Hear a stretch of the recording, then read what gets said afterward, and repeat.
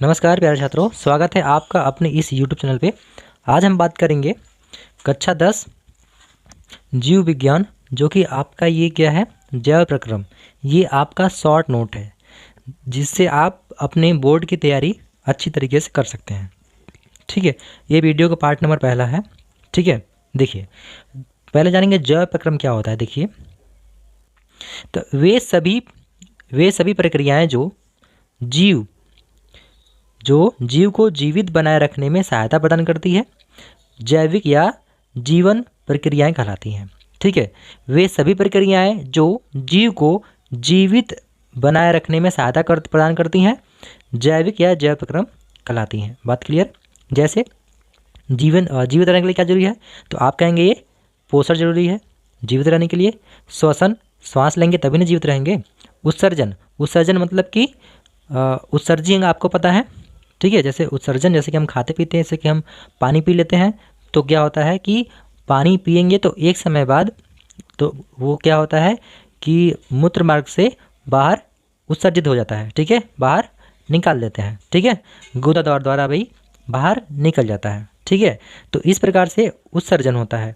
उत्सर्जन का मतलब होता है, आप समझ गए उत्सर्जन मतलब। ठीक है, उत्सर्जन का मतलब कि हमारे जो अपशिष्ट पदार्थ होते हैं उसको हम अपने शरीर से बाहर निकालते हैं। ठीक है। परिवहन का मतलब होता है, परिवहन से आप समझते होंगे जैसे कि एक स्थान से दूसरे स्थान तक ले जाना। जैसे कि ब्लड है, ठीक है, ब्लड है तो आप देखेंगे ब्लड का परिवहन होता रहता है। ठीक है, हार्ट से सभी विभिन्न अंगों में आते जाते रहते हैं। तो ये क्या है, पोषण जरूरी है, श्वसन जरूरी है, उत्सर्जन जरूरी है, परिवहन जरूरी है। तो जीवित रहने के लिए सभी प्रक्रियाएं जरूरी हैं। ठीक है, आगे देखिए पोषण किसे कहते हैं। ठीक है, क्या है पोषण, सजीवों द्वारा भोजन को ग्रहण करना, भोजन का अवशोषित व शरीर के अंगों का मरम्मत और अनुरक्षण का कार्य करना पोषण कहलाता है। जैसे कि सजीवों द्वारा भोजन को ग्रहण करते हैं, सजीव भोजन क्या करते हैं, ग्रहण करते हैं। भोजन का अवशोषित होता है भोजन। ठीक है, पाचन होता है। शरीर के अंगों का मरम्मत, जैसे कि ये हमारे जैसे कुछ हम खाते हैं, ठीक है, तो वो उसका शरीर क्या करता है, भोजन का क्या करता है, अवशोषण कर लेता है, उसको अवशोषित करके हमें ऊर्जा प्रदान करता है, प्रोटीन प्रदान करता है। ठीक है, जो भोजन है उसके हिसाब से प्रदान करता है। और क्या करता है, अंगों की मरम्मत, शरीर के अंग, जैसे कि आपको कहीं चोट लग जाती है, मान लीजिए पेन से क्या होगा, यहाँ पे हमें चोट लग गई, इस अंगुली में चोट लग गई, ठीक है, धंस गया, ठीक है, या छोटी सी खरोच आ गई, तो आप देखते हैं कि कुछ दिन बाद ये चोट जो हमें लगा है, यहाँ पे जो चोट हमें ये लगा है, अपने आप क्या होता है, ये ठीक हो जाता है। तो ये कौन करता है, पोषण की वजह से होता है। ठीक है, पोषण की वजह से हम जो हमारी उंगली थोड़ी सी खरोच आ गई थी, कट गई थी, अपने आप क्या होता है, मरम्मत हो जाती है। ठीक है, तो यही तो है, अंगों की मरम्मत और अनुरक्षण का कार्य करती है, पोषण कहलाता है। इतना बात क्लियर। आगे बढ़ें, चलिए देखिए अब कह रहा है, देखिए पोषण दो प्रकार के होते हैं। पोषण क्या है, दो प्रकार के होते हैं, स्वपोषी पोषण, विषमपोषी पोषण। ठीक है, स्वपोषी आपको पता है कि जिनमें जीव भोजन स्वयं निर्माण करते हैं। जैसे कि आप देखेंगे कि जो पेड़ पौधे हैं वो क्या है, स्वपोषी है। ठीक है, वो अपना भोजन क्या करते हैं, खुद बनाते हैं, खुद निर्माण करते हैं। कहोगे कैसे निर्माण करते हैं, तो कहेंगे प्रकाश संश्लेषण से। ठीक है, जो हरे हरे पेड़ पौधे हैं वो अपना भोजन स्वयं क्या करते हैं, स्वयं बनाते हैं। इतना बात क्लियर है, कोई दिक्कत नहीं है, कोई परेशानी नहीं है। आगे बढ़े, चलिए।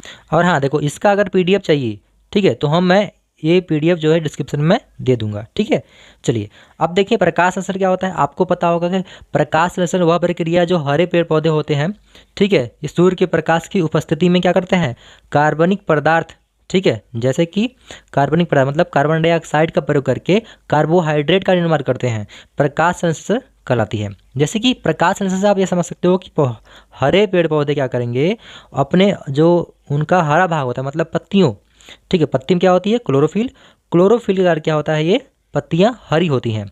और पत्तियों में आपको पता है कि छोटे छोटे क्या होते हैं, रंध्र होते हैं। रंध्र का मतलब है, जैसे कि पत्ती कोई हो गया तो छोटा छोटा क्या होता है, छिद्र होता है, छोटा छोटा क्या होगा, छिद्र होगा। ठीक है, जैसे कि हमारे हाथों में होती है, छोटा छोटा छिद्र होता है ना, आप देखेंगे हाथ में तो छोटा छोटा छिद्र होता है जिससे कि पसीना बाहर आता है, जो कि हमें दिखाई नहीं देता है। तो ऐसे ही क्या होता है, पत्तियों में क्या होता है, रंध्र होते हैं, रंध्र होते हैं, ठीक है, पत्तियों में रंध्र होते हैं।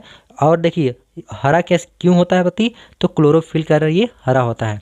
तो सूर्य के प्रकाश की उपस्थिति में, जब सूर्य के प्रकाश उपस्थिति होगा तो कार्बनिक पदार्थ जैसे जल एवं कार्बन डाइऑक्साइड का उपयोग करके कार्बोहाइड्रेट का निर्माण करते हैं, ठीक है।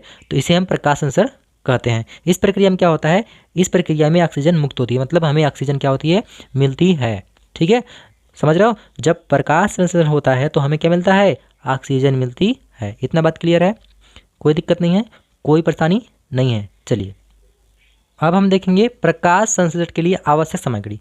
प्रकाश संश्लेषण कब होगा, जब देखिए सूर्य का प्रकाश हो, ठीक है, और क्लोरोफिल मतलब पत्तियों में क्या हो, क्लोरोफिल उपस्थिति हो। अब देखो कार्बन डाइऑक्साइड CO2 चाहिए, जो कि हमें वायुमंडल में मिल जाएगी। और जल क्या करते हैं, जल कहाँ से मिलेगा, तो आपको पता है कि पेड़ पौधे क्या करते हैं, जड़ों से, अपने जड़ों से जल को प्रदान करते हैं, ठीक है। देखिए आगे प्रकाश संश्लेषण की रासायनिक अभिक्रिया, ठीक है, ये क्या है, कार्बन डाइऑक्साइड है प्लस जल है, ठीक है, और सूर्य के प्रकाश में क्लोरोफिल, तो क्या बनाएंगे, ग्लूकोज प्लस ऑक्सीजन ये बनाएंगे, ठीक है। अब देखिए प्रकाश संश्लेषण के समय होने वाली घटनाएं, प्रकाश संश्लेषण के समय क्या होती हैं, ठीक है। चलिए अब देखिए यहाँ पे प्रकाश संश्लेषण के समय होने वाली घटनाएं, प्रकाश संश्लेषण के समय क्या क्या होता है, तो देखिए क्लोरोफिल द्वारा प्रकाश ऊर्जा को अवशोषित किया जाता है, मतलब पत्तियों में जो क्लोरोफिल होती है, प्रकाश ऊर्जा को रासायनिक ऊर्जा में रूपांतरित किया जाता है, मतलब बदला जाता है। अब जल के अणुओं का हाइड्रोजन तथा ऑक्सीजन में अपघटन हो जाता है, ठीक है, जल के अणु क्या होंगे, हाइड्रोजन और ऑक्सीजन में घटित हो जाते हैं ना, अपघटित हो जाते हैं। अब देखिए कार्बन डाइऑक्साइड, देखिए कार्बन डाइऑक्साइड या का कार्बोहाइड्रेट में अपचयन हो जाता है। आप जानते हैं रंध्र क्या होती है, स्टोमेटा क्या होता है, रंध्र ये छोटे छोटे छिद्र होते हैं जो कि पत्तियों में पाए जाते हैं, उन्हीं के सहायता से क्या करता है, अगर रंध्र है, छिद्र है, तो क्या होगा, जो CO2 है, कार्बन डाइऑक्साइड जो है वो क्या होगा, देखिए कार्बन डाइऑक्साइड जाएगा एक तरफ से और ऑक्सीजन एक तरफ से निकलता है इन्हीं छिद्रों के माध्यम से। आगे देखिए रंध्र, पत्तियों की सतह पर जो सूक्ष्म मतलब छोटे छिद्र होते हैं उन्हें रंध्र कहते हैं। इतना बात क्लियर है, आगे बढ़ें। चलिए यहाँ पे देखेंगे इन छिद्रों द्वारा पत्तियाँ हवा से CO2 अवशोषित करती हैं, मतलब लेती हैं, और ऑक्सीजन क्या करती हैं, प्रदान करती हैं, ठीक है। चलिए तो इन छिद्रों द्वारा पत्तियां हवा से CO2 अवशोषित करती हैं, रंध्र द्वारा पत्तियों में गैसों का आदान प्रदान होता है, ठीक है। नोट में देखेंगे कि पौधों में गैस का आदान प्रदान रंध्र के अलावा तने और तथा जड़ से भी होता है, ठीक है, ठीक है, कोई दिक्कत नहीं है। बस आज के इस वीडियो में बस इतना ही, मिलते हैं नेक्स्ट वीडियो में। आपका PDF ये आपको मिल जाएगा, मैं आपको दे दूंगा। तो अगर आप हमारे चैनल पर नए हैं तो चैनल को सब्सक्राइब करें और अपने तैयारी को मजबूती प्रदान करें। मिलते हैं नेक्स्ट वीडियो में, तब तक के लिए नमस्कार, जय हिंद।